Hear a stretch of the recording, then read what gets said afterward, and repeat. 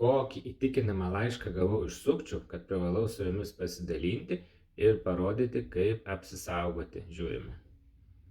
Iš pirmo žvilgsnio laiškas tvarkingas ir gražiai parašytas, be klaidų. Ir didžiausia problema yra ta, kad jeigu kopijuosiu jo tekstą, mygtukas atnaujinti nepersikopijuos. Štai sukčių tikrintojo mygtukas atnaujinti persikopijavo be jokios nuorodos. Tai reiškia, sukčių tikrintojas nemato jūsų tikrųjų nuorodų ir blogai vertins. Vienas iš būdų pamatyti mygtuko nuorodą, užeiti su pilte ant jo ir tuomet naršyklės kairės pusės apačioje matosi tikrasis mygtuko adresas.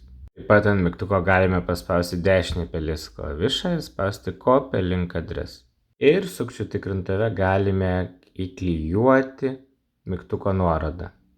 Dar vienas būdas pasitikrinti, tai patikrinti siuntėjo adresą. Šiuo atveju irgi taip pat nusikopijuojame. Šį nukopijuotą siuntėjo adresą taip pat galime įrašyti į sukčių tikrintuvą.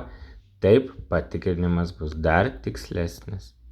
Ir tik iš šių dviejų kritinių vietų šiuo atveju galime nuspręsti, kad tai yra sukčiai. Ir blogiausia, kad šie adresai nepersikopijuoja, kopijuojant tekstą į sukčių tikrintuvą.